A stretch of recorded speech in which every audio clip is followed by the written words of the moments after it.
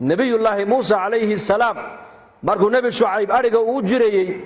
dhul wuxuu adhiga ku raacaya maaragtaan yeyga iyo dhurwaagu ku badan yahay adhiga marka la raacayana lama jiifsan karo geel iyo looda marka la raacayo waa la jiifsan karaa laakiin arijiruhu ma jiifsan karo waayo dacwada ayaa ka dafaysa dhurwaaga ayaa ka qaadanaya muusa calayhi salaam uu daalay markaa deedna geed buu hoos fadhiistay baa la yidhi isagoo daalan dhinacna uga baqayo dhurwaagu inuu xoolaha ka qaato ka dafo ayuu yar jiifsaday hurdadii baa la tagtay mar dambuu markaa nebi muuse u baraarugay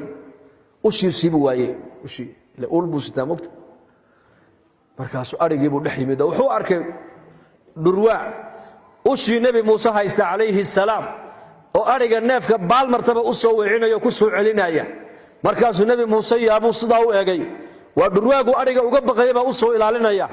markaasaa haatif dhawaaq buu maqlo lagu yidhi kun lii kama uriidu akuunu laka kama turiid yaa muusa sidaan anigu aan doonaya haddaad ii yeesho sidaad adigu aad rabtana annagaa kuu yeelayna baa ilaahay ku yidhi sida rabbi doonayo haddaan yeelno sidaan inaku doonayna ilaahay noo yeelay dad badan baa kula noloshaan maanta fahmi laanahay nolosha haddaad cibaadada ka dayi weyda macaankeega ma fahmi karaysid waad wareeri waad dawakhi adoo wareersanna malakalmowdkaa ku imana ogow laakiin haddii xidhiidhka ilaahay aan adkaysanno oon iimaanka islaamnimada salaada cibaadada diinteennu ay naga noqoto maaragtaane dhaqan oo aysan naga noqon dhegaysi keliya oo diintu dhaqan ay naga noqoto waxaad arkaysaan adduunka dusheedaan janno ku galanaa janno dadka adduunka ku nool baa la waaba 4 qayboodba waa imisa 4 qaybta koobaad waa nin adduunka dusheeda inta la joogo jannu ku jira maalintuu dhintana laakiin naar buu galaya kow ka labaad adduunka inta la joogo cadaab buu ku jira maalintuu dhintana cadaabkii weynaa buu galaya laba ka saddexaad adduunka inta la joogo cadaab buu ku jira cadaab ayuu ku jira laakiin markuu dhinta jannuu galaya ka afraad adduunka intuu joogo jannuu ku jira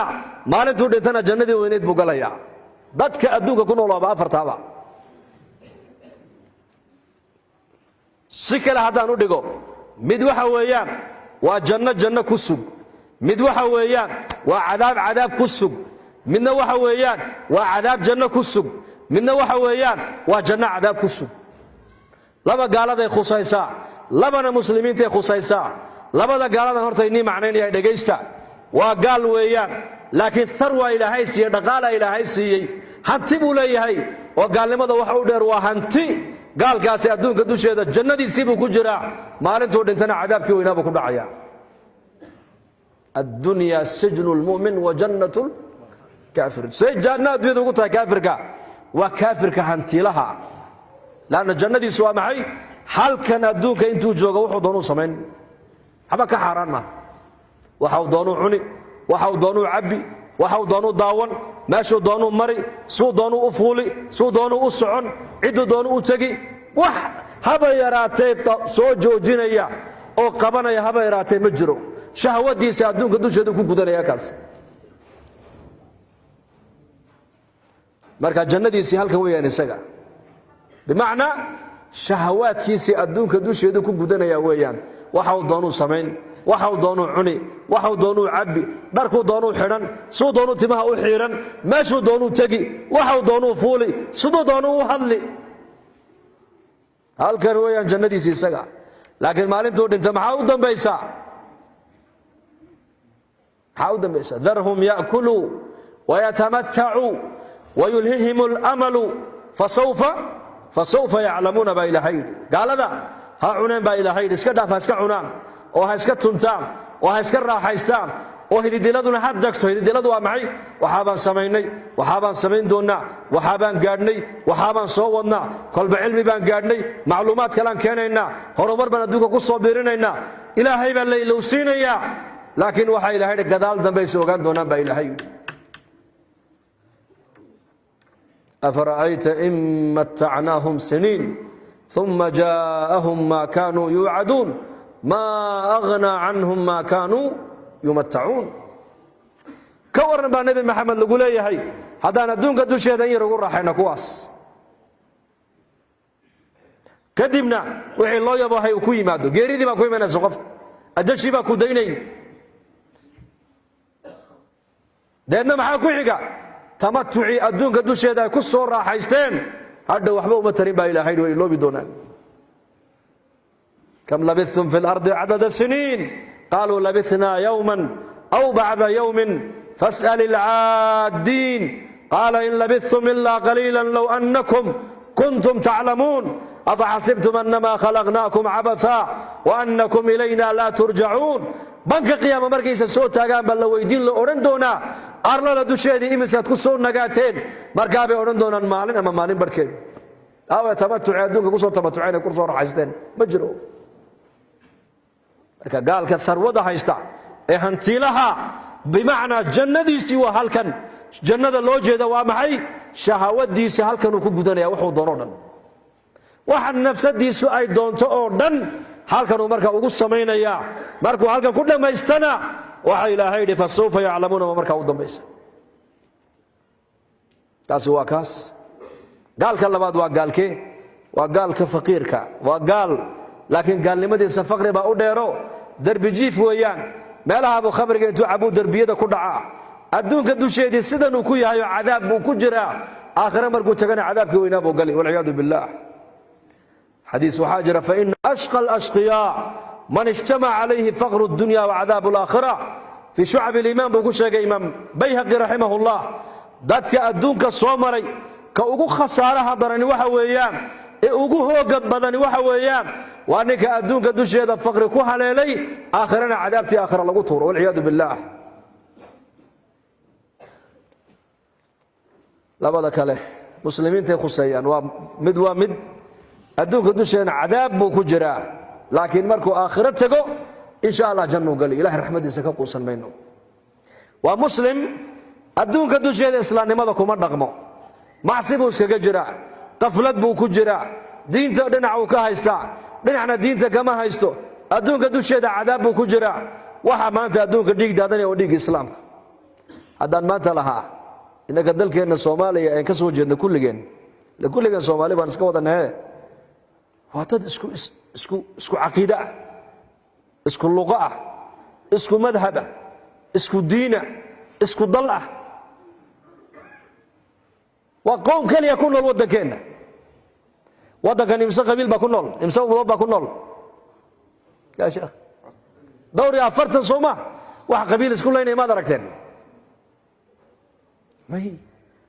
لماذا إنكم مسلمين وشهادين إن القبيلة اسكو كل مين oo meel walba aad ka maqlaysaa mar walba midabada dagaal ba ka dhacay oo yaa islaynaya reexadiyay reeqafa islaynaya ma sabab waa tarku diin weeyaan maadaama diinta sidii la doonay aanu qabsan weynay cadaabkii adduunka ku jirnaa ogaada cadaabkii adduunka ku jirnaa in dad muslimiina oo ashahaadanaya dhiigooda ay isxalaalshadaan ay isdhacaan oo ay isboobaan oo ay isku xadgudbaan oo isxasdaan oo isxantaan oo isdhameeyaan oo qofka kale dhiigiisa u xalaashado maxaa keenaya waxa weeyaan waa godobta diinta islaamka laga gala lagu dhaqmi waayay markii diintii la baran waayay la isku xukumi waayay laga shaqayni waayay lagu dhaqmi waayay la isku xidhiidhini waayay ilaahay jalla wa ala muxuu sameeyay marka qulubteeni baa ilaahay markaas ku dhiftay وإنك أركا يا ودن كان دوري أفرتن قوم يدود بين يقول النول ولا قال الله هذا ليس مجرته نبض بالقوة النول يا إنك هنا نبض بالقوة النول نبض بالقوة النول لا ونرزقات كو هاي سنة وأمن كو هاي سنة ودين تاني سحر الرياضة أنا كو هاي سنة ودن كأني أكسو جنينا أيضا ودن كأنه بقول مسلم اسكو أفكري أي وديهنا عذاب أكو صعود عذاب كسوة قبيل كوا نوع من العذاب ويان لا ترجعوا بعدي كفارا يضرب بعضكم رقاب بعض ابو النبي أنا قد بدأ قال لما دبها وقول نقولين أبو رسول كويدي بعد بركي نكلا أو قورت كجر أو ديجي ناس على شتان هذا أركت أمة إسلام شيء نسبة شيء نيسا أو نبنيك كلا ديجي سو حلال شدي حديث قال النبي يقول شيء يا إسلام ما هو حاس قال لما دبها وقول نقول الجاهلية دي وقال عذاب كمركا مسلمين الدين أنا كل من أي كجرام دجال كقبيل كمدة قحوتك كمدة قحا يا كمدة أمة سديد الباب جهنم الله فري dhulka gaalada u sii socota ayaa kamid waa cadaab nooc min alcadaab inuu muslimku yiraahdo maanta dhulka islaamka nabadi ma taalo oo tacliini ma taalo oo dhakhtar fiican ma leh oo nabadgelyo ma taalo oo arsaaqad ma taalo aye arsaaqada ilaahay baa haya walaakiin isagu wuxuu yiri arsaaqada yurub bay taala amniga ilaahay baa haya walaakiin isagu wuxuu yiri nabadgelyada yurub bay taala caafimaadka ilaahay baa haya laakiin isagu wuxuu yiri caafimaadku wuxuu yaalaa yurub iyo mareykan buu yaalaa wixii ilaahay lahaa ayaad u nisbaysan Soomaha dad kale waa wuxuu ilaahay ka bada marka adiga dadkeeni inaga baxay ee dhulkeena ka baxay dhulka wada u baxay oo dhan maanta waxaan oran karaa 80 ama 70 mujtamaci inaga tagay way ku daayeen ogaada in yar baa ka nool maanta in yar baa damiir leh oo dadnimadii iyo diintoodii si haysata shalay mu'tamarkii dhamaaday culimadu ay soo gabagabeeyeen ayaan dhalinyar ka timid Minnesota ka yimaadeen iyagoo dhowr ah markaas aniga iyo Sheekh Cabdirashiid ayay u yimaadeen oo markaa miskiin nagu la tukadeen way noo warameen markaa aan 2004 bay ugu dambeysay qaaradaas waxay yiraahdeen bariga aad timaadeen waan maqalay dadku way fiicnaayeen oo muslimiin bay haayeen oo dadku masaajida u badnaayeen laakiin maanta xaga kale beerta loo batay xaga beerta ma taqaanaan xaga balwada iyo khamriga iyo fisqiga loo batay bay yiraahdeen ee noo soo gurmada noo kaalaya waa dhalinyar waliba qaarkood halka bay ku dhasheen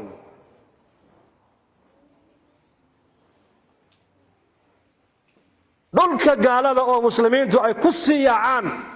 waa cadaab ugu ma ha raxmad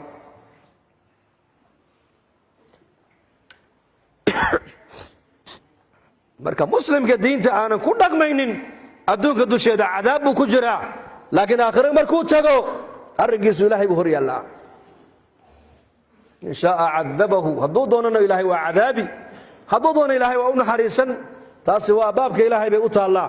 laakiin ka afraad baan u socdaa dhegaysta waa kee waa mid adduunka dusheeda janno ayuu ku jiraa markuu dhintana jannadii weynayd buu galayaa waa kee waa muslim mu'mina oo adduunka dusheeda ilaahay sharcigiisa ku dhaqmaya oo diinta ilaahay ka shaqaynaya oo diinta ilaahay ku dhaqmay oo ummadda baraya diinta oo diinta noloshiisa ay ka muuqato muslimkaasi adduunka dusheeda wuxuu ku jiraa janno maalintuu dhintana jannadii weynayd buu gali doonaa insha Allah dhahada